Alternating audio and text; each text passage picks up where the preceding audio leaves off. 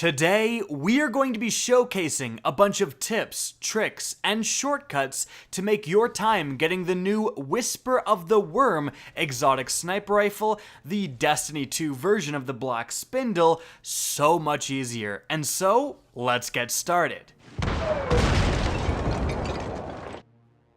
What is up, guys? Rick Cacus here, and yes, today, this is gonna be the easy guide for how to get the Whisper of the Worm. I know there's a lot of people out there still struggling.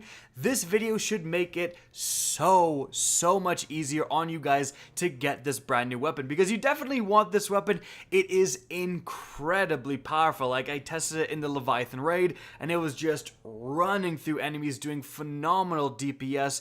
So, what are these tips and strategies and shortcuts to make your time easier? Well, shortcuts is actually a literal sense of the word, because the entire mission to get the Whisper of the Worm is timed. You only have 20 minutes to run through a jumping puzzle and then kill a bunch of adds, culminating in kind of a boss fight where you have to kill 3 different bosses. The millisecond you kill that third boss, you will just outright get the Whisper of the Worm exotic sniper rifle.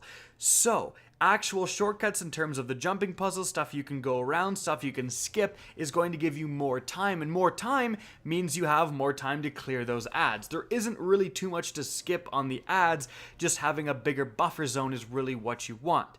Now, starting at the very beginning, once you have waited around in the Lost Oasis on Io for a taken blight, killed the new boss that spawns, gone through the portal, you're going to be teleported into a lost sector. Now, you can right away, instead of running through this lost sector, save quite a bit of time by jumping up onto this rock that you see me go to, like immediately on your right, and then you can jump all the way up to the chest location for the lost sector.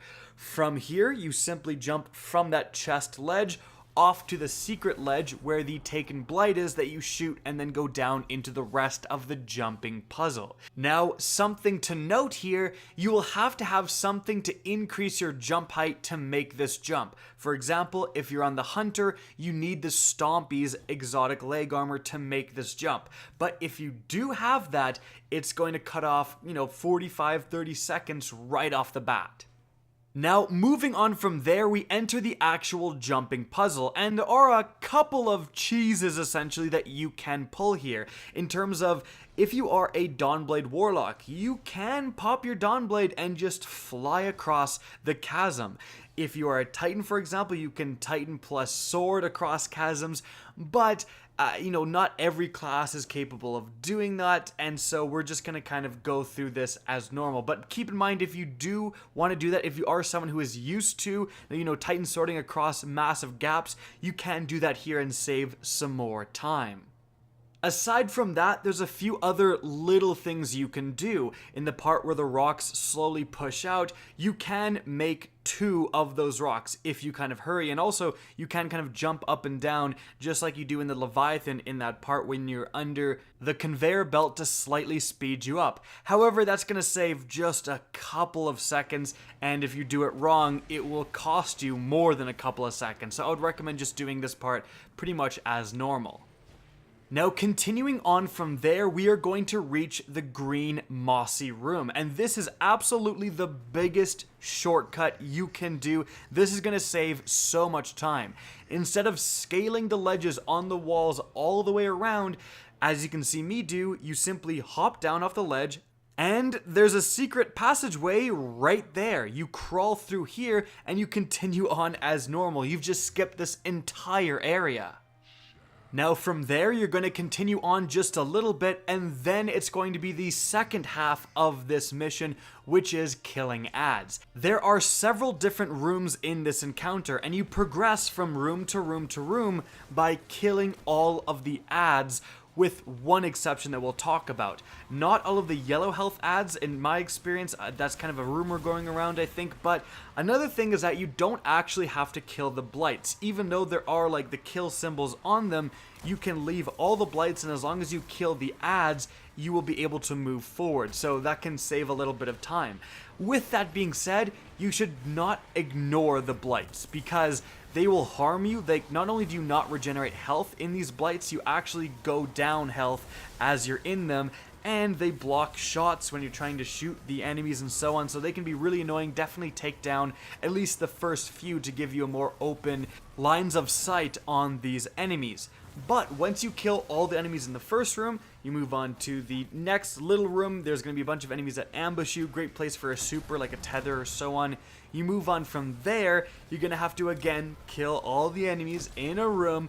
But after doing that, and this is all pretty normal, you're going to move forward into a slightly different room. It's going to be a wide open room with a bunch of scions, and then up to the left, there's going to be some taken hobgoblins. For this room, you actually just need to kill the hobgoblins. Send someone in with a sniper, just 1, 2, 3, just kill them all, and then you can jump for that hole, the triangle opening, shoot it as you're falling, it'll open up and you get right through. You don't have to kill those scions at all. Now, yes, they can pack a punch, and while you're jumping in the air, they can still kill you, but if your entire team kind of goes at once, they're going to be split, shooting all three of you, and you can usually make it no problem and save, you know, I would say a good 20, 30 seconds.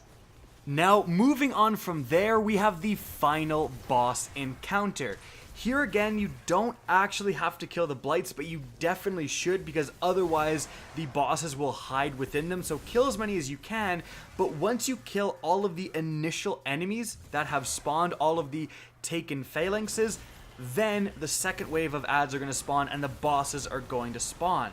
The kind of cheese maybe that I would say here is that the encounter definitely wants you to fight in this large open arena, and then you can kind of get some respite in the caves to the right and to the left. And although these caves we still utilize, and they can still be really good, especially if you're trying to flank a boss, they can be a little bit tricky. There's going to be a lot of enemies. As soon as you go to that cave entrance, they're just going to shoot at you like crazy, launch fire at you, and it can be really, really hard to get a foothold there. But if you stay back at the very beginning, as you can see us here, pretty much nothing shoots at you. You can, right off the bat, kill all of the snipers, and then you're basically here on your own. Now, later on, there will be a couple of captains shooting the taken, orbs at you, and then a couple of centurions shooting more taken orbs at you, the seeking ones. But aside from that, you are not going to be pressured by any ads. Like, no ads come up here. And with a sniper, like, we are using the Whisper, but you can absolutely destroy bosses up here with very little pressure, and as you're seeing. Now, of course, some of you may be saying, oh great, these guys are using the weapon I'm trying to get. And yes, if you're using something other than the Whisper, it won't be good. The Whisper is insane, but you can do this exact same thing with a Darcy, with a Sleeper, even with the Escalation Protocol Sniper, and it will still be very, very effective. The point remains that these bosses are out in the open, ready to be sniped, and you have very little pressure on you. In fact, it is really easy if your entire team has heavy to just take down 2 bosses from here just using your snipers, and then wound the third boss. You're probably going to run out of heavy, so just run in with your supers, your Arc Strider, your hammers, whatever, and then you can melt the third boss pretty darn easily. Now, I mentioned supers, but what supers? What are the best classes for this encounter? Well, I would say Hunter. And this is coming from a Titan fanboy, but Hunters will let you run 1 tether, which is really, really good when you're fighting ads, because it's going to give you so much more orbs to work with. You can start chaining supers. Very, very useful, especially leading up to the boss fight. You can kind of use your supers in the first few rooms. Once you get to the boss fight room, then you've got full heavy. Just go ham with your snipers like you're seeing us do here. And then the other 2 hunters can be Arc Strider and with Radiant Fluxes once they're done the jumping puzzle. So remember that when you're doing the jumping puzzle, use the Stompies if you have them, like almost necessary. And then once you get to the actual fighting of ads, switch exotics to the stuff that's going to help your damage output. Titan is certainly not bad here as well, especially with the Lion Rampants or Ramparts, I forget how they're pronounced, but those are going to help as well with the jumping part, and then Hammer Titan is just fantastic. Warlocks, yes, you can make a strategy work, but generally they're going to struggle on the jumping part quite a bit. Well, unless you're doing all the shortcuts presented in this video, because then you're gonna skip a lot of this jumping puzzle and frankly the most difficult part, which is the green room. But I digress. Use what you're most comfortable with, but in my experience, triple hunters with 1 Night Stalker, 2 Arc Striders has been fantastic.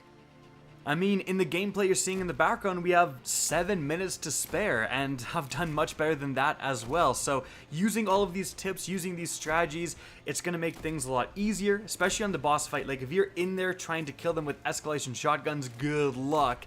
You definitely want to stay back and use snipers. But it's going to make this entire Whisper mission a lot easier, I believe. So I hope you guys enjoyed this video, found it informative, and if you did, please remember to help me out by simply rating and especially sharing this video.